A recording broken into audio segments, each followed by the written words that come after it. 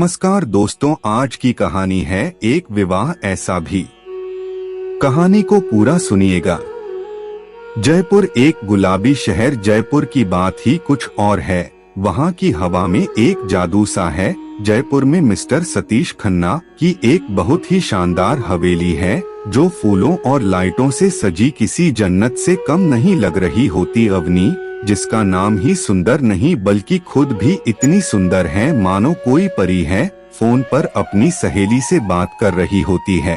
तभी एक आंटी की आवाज आती, अवनी बेटा जरा इधर आना। अवनी जाती है, कहती है, क्या हुआ आंटी बेटा, इस नंबर पर फोन करके यह सामान मंगा लो। मैं अभी आती हूँ, कुछ जरूरी काम है।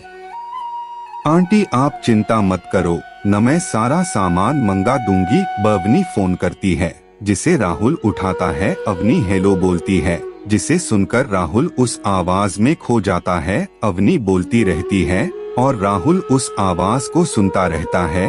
अवनी कहती है कि मैंने जो जो सामान बताया है जल्दी लेकर आ जाना। अवनी फोन रखने वाली ही होती है कि राहुल कहता है, नजरा एक मिनट रुकिए।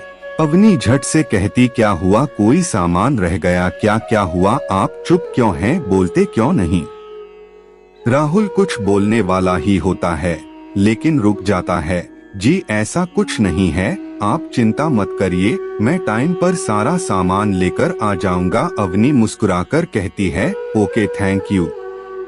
राहुल मन ही मन सोचता है, इनकी आवाज में एक जादू सा था। पता नहीं क्यों यह आवाज अपनी सी लग रही थी, जैसे कोई नाता हो। हमारा नाता क्या है हमारा वह तो पता नहीं, लेकिन एक बात है, आवाज में जितनी खूबसूरत है देखने में भी उतनी खूबसूरत होगी। अब देखना यह है कि खूबसूरत वाली है कौन। अवनी भी कुछ ऐसा ही सोच रही होती है। यह आवाज इतनी जानी पहचानी से क्यों लग रही थी, जैसे कोई रिश्ता हो हमारा। अपनी तू भी ना एक अनजान से रिश्ता जोड़ रही है। अब यह बेकार की बातें छोड़ो, तुझे अभी बहुत काम करना है। अवनी आंटी के पास जाती और कहती है कि आंटी आपने जो जो सामान बताया था मैंने फोन वाले को सब कुछ बता दिया है और वह कुछ ही देर में लेकर भी आता होगा, ठीक है? अवनी जा, तुझे पायल बुला रही थी।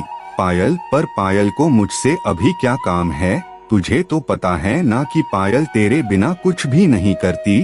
पायल की हर पसंद तेरी पसंद से शुरू होती है। तू बस उसे शादी में पहनने के लिए कपड़े पसंद करने हैं जो तेरे बिना नहीं कर सकती। आंटी यह पायल भी ना कब बड़ी होगी, 21 साल की है लेकिन हरकते 5 साल की बच्ची जैसी।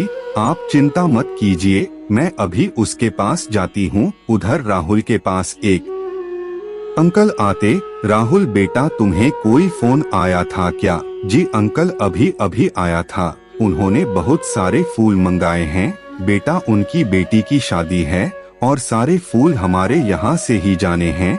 तुम एक काम करो, यह सारे फूल उनके घर पर लेकर जाओ और उनके घर का हर एक कोना अपनी आंखों के सामने सजवाना ताकि उन्हें कोई शिकायत का मौका ना मिले। जी अंकल मैं अभी जाता हूँ। सुनो राहुल बेटा, कोई गलती मत करना, आपका और हमारा कोई मुकाबला नहीं है। जब वहाँ पर जाओ तो अपनी नजरें झुका कर ही रखना, क्योंकि वह बड़े लोग हैं और उनके सामने कोई भी अपनी नजरें ऊंची नहीं करता। अंकल आप चिंता मत करिए, मैं कोई गलती नहीं करूँगा। राहुल फूल लेकर सतीश खन्ना की हवेली पर पहुँच जाता है। वहाँ पर पहुंचकर अचानक राहुल की दिल की धड़कन तेज हो जाती है। इधर अवनी की दिल की धड़कन भी तेज होने लगती है, जोरों जोरों से हवा चलने लगती और तभी पायल एक गाना बजा देती है, एक दूसरे के वास्ते, एक दूसरे के वास्ते रब ने दो दिल बनाए, उन पर दो नाम लिखे, एक राधा तो एक श्याम लिखा, एक दूसरे के वास्ते, एक दूसरे के वास्ते।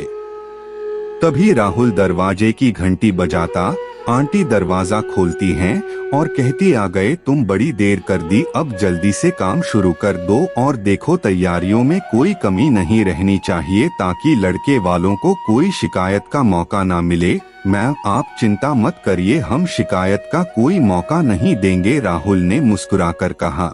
ठीक है, अब बातें ही करते रहोगे या काम भी करोगे? आंटी ने गुस्से से कहा, जी मैम, हम अभी काम शुरू कर देते हैं। ऐसा कहकर राहुल घर के अंदर चला जाता है। राहुल इधर उधर देख रहा होता और मन में सोचता है, कमाल है, जिसके लिए यहाँ पर आया हूँ वह तो कहीं नजर ही नहीं आ रही। हाँ, यह बात और है कि मैं उसे देखकर नहीं पहचान सकता है, लेकिन उसकी आवाज से तो पहचान सकता हूँ उसे। उसकी आवाज ही इतनी प्यारी है, लेकिन यह प्यारी आवाज वाली आखिर है कहाँ? राहुल बस कर पहले अपने काम पर ध्यान दे, कोई गड़बड़ नहीं होनी चाहिए। और वैसे भी इतने बड़े घर में शादी है तो हर चीज परफेक्ट होनी चाहिए। चल राहुल बेटा, काम शुरू कर दे।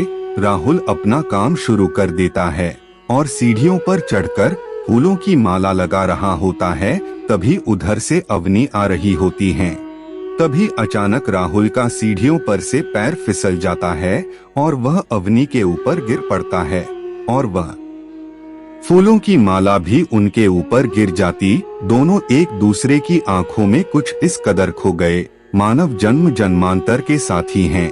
दोस्तों, इस कहानी का अगला भाग देखने के लिए चैनल को सब्सक्राइब कर लीजिए।